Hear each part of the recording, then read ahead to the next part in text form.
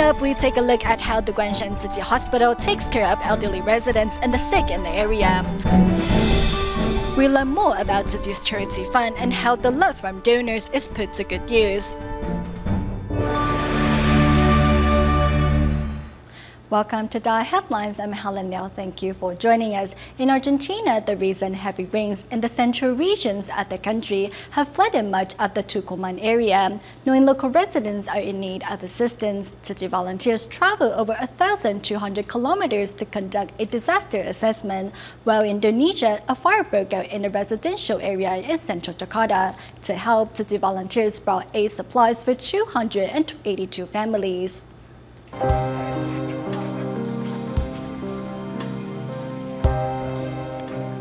In Indonesia, a fire broke out in central Jakarta's Kebon Melati village, displacing 282 families.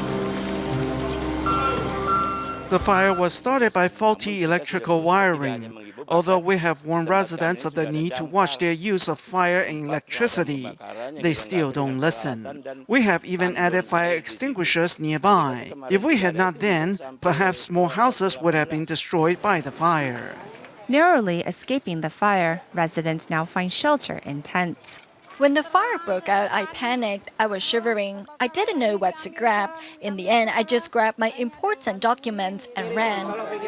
When the Tzu Chi Indonesia chapter heard of the news, they sent volunteers with 368 aid packs to ease the victims' restless hearts. I'm filled with gratitude that I have received such aid supplies. It will help to relieve our burdens. I definitely need these toiletries. Thank you, Tzu Chi, for helping us. Though the relief supplies will address immediate needs, Tzu Chi volunteers also realize the importance of raising awareness regarding fire prevention. In the days ahead, we will ask some volunteers to return to the village to teach the residents about fire prevention. The local residents need to learn how to use electricity correctly. In this way, such disasters won't happen again in the future. Also doing their part is the local government, which is planning to rebuild homes for the fire victims as soon as possible.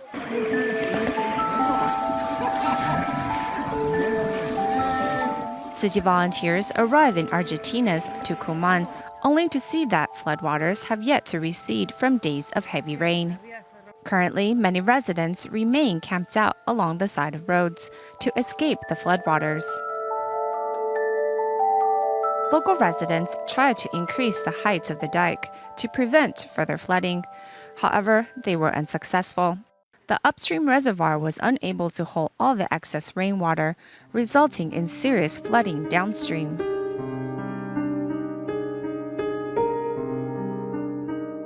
Tzu Chi volunteers begin their disaster assessment and look to the local government for assistance, as they hope to provide some sort of relief in a timely manner. According to government statistics, 17% of the population in Guanshan Town, Taidong County, Taiwan, is 65 years and over. To better safeguard the health of those living in the area, the Guanshan Tzu Chi Hospital launched a home care service program in 2001. The hospital also established a social gathering point to give seniors a chance to learn new skills. At a traditional market in Guanshan Town, people are busy purchasing goods. The Tianho Temple besides the market is a spiritual landmark of the area. Every Saturday morning, seniors wait at the office ready to begin a day full of fun activities. In 2001, Guanshan Tzu Chi Hospital established a social gathering point at Zhongfu community, which is currently headed by nurse Chen Guizhu. Chen, who is a local, has been caring for these elderly residents after retiring from the local health center. It would be a pity if we didn't give these seniors a chance to come together. I hope to encourage even more people to join us. Seeing them happy makes us even happier. By twisting the balloons, seniors not only get to try their hand at a fun activity, but also train their finger muscles and logic skills. As 17% of the population in Guanshan Town is 65 years and over, Chen Guizhu has especially designed each activity to meet the needs of the area's senior population. Teacher Aju is a nice and kind-hearted person. She always offers us words of encouragement. We can learn so much from coming here and meeting new friends. If I stay at home, I don't have anyone to talk to. 91-year-old Ding Shaosong says the social gathering has added meaning to an otherwise dull life. The teachers teaches us how to draw.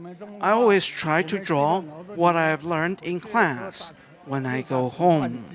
By doing so, I can improve my drawing skill. Through their participation in dance activities, seniors also get to exercise and improve their strength and coordination. The purpose of the gathering point is to help seniors enhance their overall health and to inspire community members to volunteer on behalf of the Buddhist NGO. My husband and I live by ourselves because our children work out of town. I'm still very young, so I want to contribute my time to care for these seniors.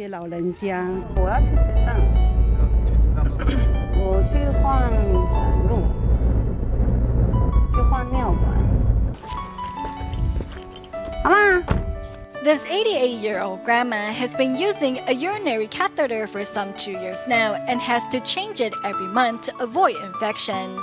With the assistance of the hospital's home care nurse, the senior now doesn't have to visit the hospital every month. We don't have time to take her to the hospital to change the Foley catheter. Now it is so much easier because the nurse comes to us.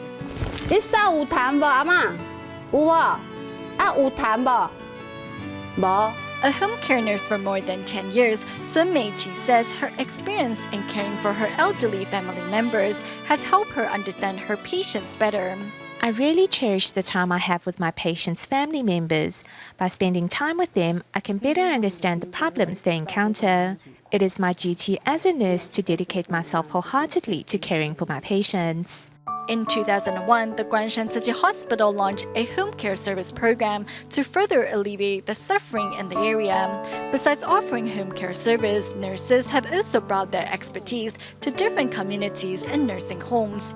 In the years to come, medical personnel of the hospital will continue bringing their love and warmth to all those in need.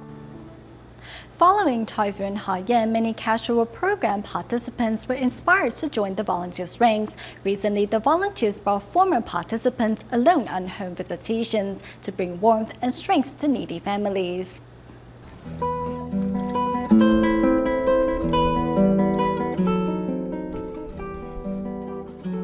In Palov of the Philippines, this family of 8 only has rice and water to eat, as the parents do not have a job.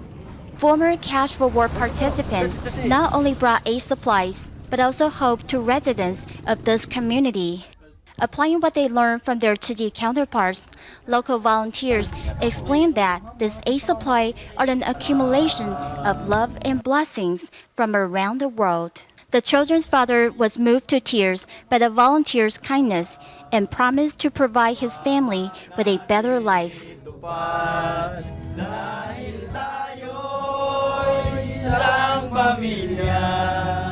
Although Ramavel's home looked strong enough to hold back the winds and rain, her bathroom and kitchen, however, were built on stilts over the sea. For the first time, visitors other than Tzu Chi volunteers brought care to these local communities. In preparation for the home visits, former Cash for War participants learned to pack relief supplies. With the same relentless spirit and passion that fueled them during the assembling of prefab homes, these volunteers hope to spread their love across these impoverished communities and more. Between 1960s and 1980s, Taiwan was actually the world's largest metal scrapyard. At the time, tens and thousands living along the Er-ren River in Tainan all started their own metal processing plants, extracting precious metals from scraps by using acid baths and incineration. Thus, heavy metals and dioxin produced went right out into the environment without any sort of containment measures. Though 20 years have passed, the toxins still remain in the surrounding area.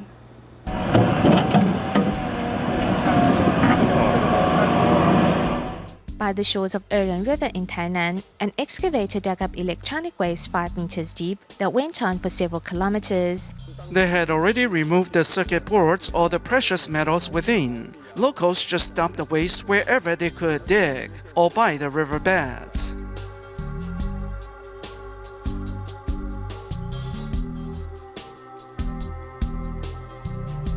The Er-ren River was once used to irrigate farmland. However, after tens of thousands living along the river started their metal scrapyards, the river was quickly polluted. In those days, there was no Environmental Protection Administration to monitor these high-polluting businesses. Ill-equipped, the yards relied on incineration and acid baths for extraction. Small businesses are what worry us the most because they don't have the capital to get the proper equipment. Without the equipment to contain the toxins, these businesses hid their wastewater discharge pipes.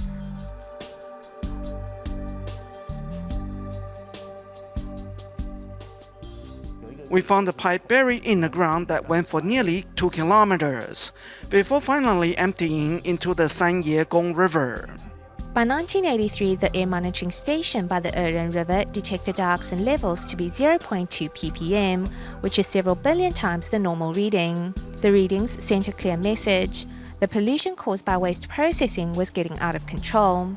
Finally, in 1993, the government banned the import of electronic waste and shut down all unlicensed metal scrapyards. Now, there are no more factories along the shores of Er-ren River, but signs of that massive era of pollution can still be found. Some 20 years later, toxins remain fused with the riverbed and cannot be removed completely. At the river's estuary, remnants of electronic waste can also be found. Some have been carried away by currents. Electronic waste has even washed ashore the sandy beaches of Amping Port, 5 kilometers away. This icy board has turned white, which is due to heavy oxidation. This means the heavy metals within have been released. Once polluted, it takes a long time for the environment to recover. Su Shuilong was one of the many polluters, but now he is trying to make amends. It boils down to education. We need to teach local residents about environmental protection.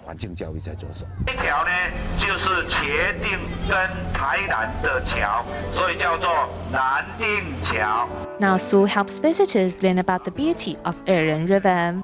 Life always finds a way. Now some 50 species of fish populate the river instead of 2 during the dark days. Those species that can adapt to the pollution are still low in numbers. Now the Er-ren River is classed as mid to low polluted river, which is night and day compared to the past. Once again, life has returned to the river. Maine's most valuable assets are not the precious metals hidden within electronic waste, but a pristine environment full of life, something which should be passed down to generation after generation.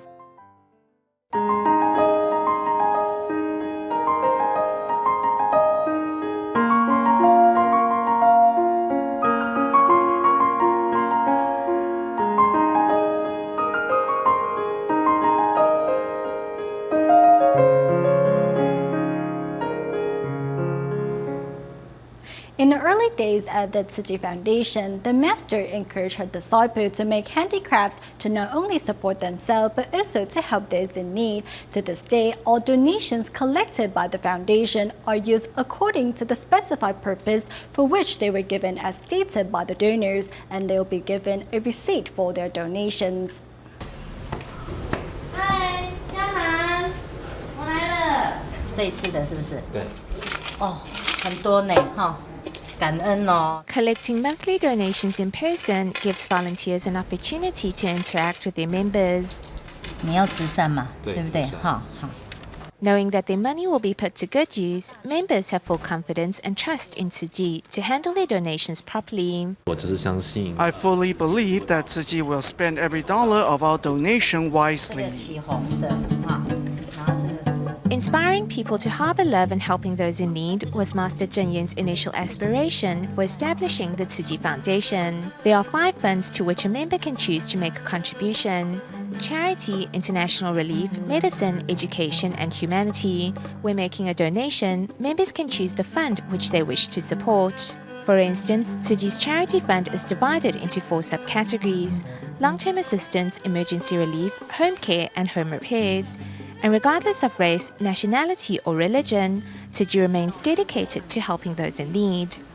Before we escalate each case, we first have to obtain the case recipient's permission and take down their phone number and address. Within 3 days, our Tzu Chi volunteers will pay them a visit.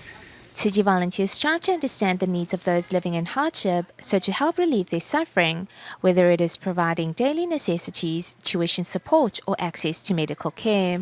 Our medical subsidies cover other categories, for instance, health insurance or assistive devices for our case recipients. So as you can see, it's really separated into finer categories. One of the goals of Tzu Chi is to bring people and communities together through mutual assistance. Even if we wanted to help make repairs, it wouldn't be a case of just doing what we wanted to do. We would still have to get the case recipient's permission and have them sign a consent form. We would also have to notify the local borough head, and if possible, we would also involve the local police station. The goal is to get the entire community involved in helping their fellow neighbors. Tzu Chi volunteers provide tangible support through financial assistance, while also providing intangible support like emotional care. Whether it is attending classes or doing volunteer work in Hualien or anywhere else, we pay for all expenses out of our own pocket. It is the same for our international relief missions. Whether it is donors or volunteers, they cherish all opportunities to help those in need. I have full faith that our contributions are only used for the purposes for which they were intended, and because of that, it's made me more willing to donate. I would tell my members about my home visitations and that the money they donated has been used to help impoverished families. The warm blanket and food we gave them, you contributed to that through your donation.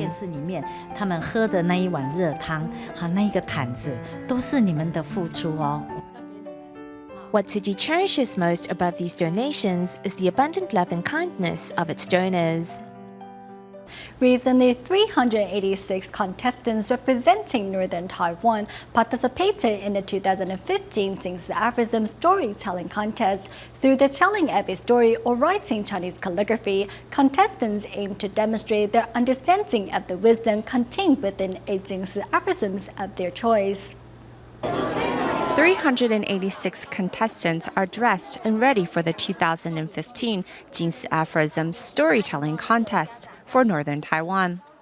Though they vary in age, everyone has an inspirational story to share.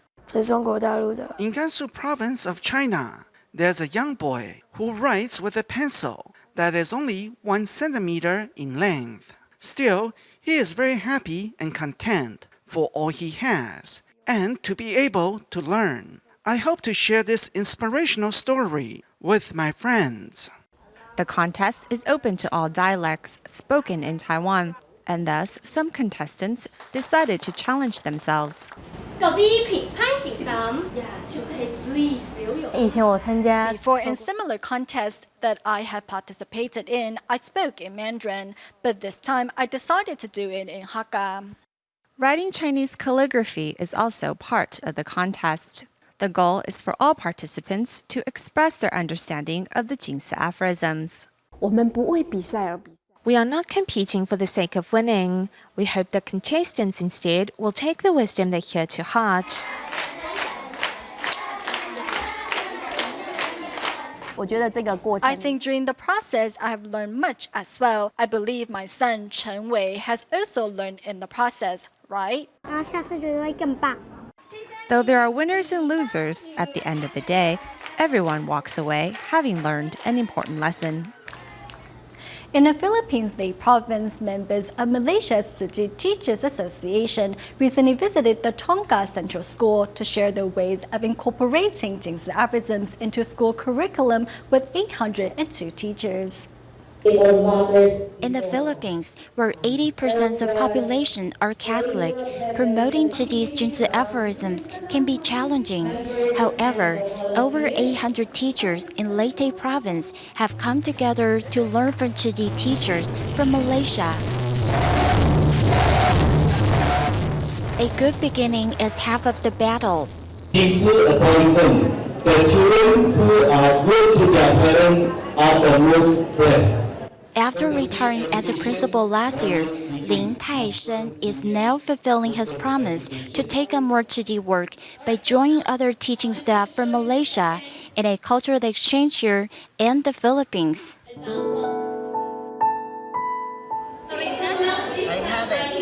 Learning the meaning of Jing Si Aphorisms through various interactive games, a 62-year-old elementary school teacher, Dolores, continues to broaden her passion in teaching, even after passing her retirement age. Na-realize ko na.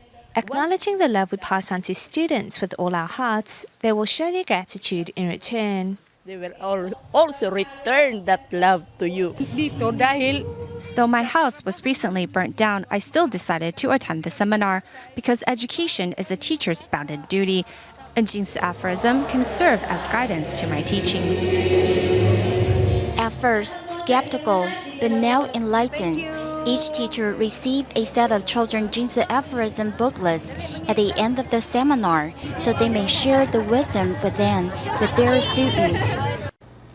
In Malaysia, teachings at the Kuala Lumpur campus at the University Tunku Abdul Rahman recently took part in the university's Club Day to encourage more students to join their ranks. Besides recruiting new members, the teachings also seized the chance to spread environmental protection messages to those on campus. The Tunku Abdul Rahman University College is one of the more popular private institutions of higher learning in Malaysia. Every year, the school will organize a club day to encourage students to participate in out-of-school activities. Despite having to prepare for upcoming exams, a group of teachings still seize this moment to spread the message of environmental conservation. 那其实现在我们是期中考。 Currently, all the students at the university are preparing for midterms. It is very challenging for us to participate in such an event during this period because many of us can't make it to all the meetings. Although midterms exams are just around the corner, teachings remain firm in their decision to spend time encouraging others to work to safeguard the planet. We know that protecting the planet cannot wait. So I think this is what motivates us to spread our message on Club Day. By doing so, we let even more students know that we can turn recyclables into money, and that money can help those in greater need. This is also a chance for us to promote the New Shoots Education Sponsorship Program. In the future, the funds received from selling recyclables will be put towards helping impoverished students. And for their dedication, the teachings have won special recognition from the university. We go back to the Philippines at the end of the show, where local volunteers and members of the Tzu Teachers Association Malaysia brought volumes of Jing Si Aphorisms to some 7,000 students in Tacloban City, Leyte Province. We'll leave you with these images. Thank you for tuning in. Goodbye.